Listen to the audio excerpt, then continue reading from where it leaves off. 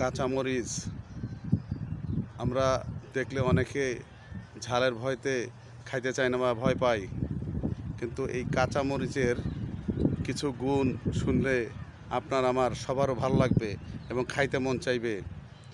তাহলে আজকে আমরা একটু কষ্ট করে কাঁচামরিচের গুণের কিছু কথা শুনি। এই কাঁচামরিচটাতে ভিটামিন এ এবং ভিটামিন সি আছে।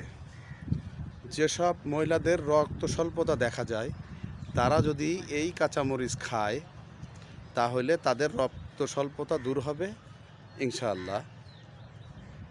কাঁচামরিচ যদি প্রতি সময় ভাতের সাথে আপনি একটা করে রাখতে পারেন তো খুবই ভালো, কারণ আপনার আমার রোগ প্রতিরোধ ক্ষমতা বৃদ্ধি করে কাঁচামরিচ।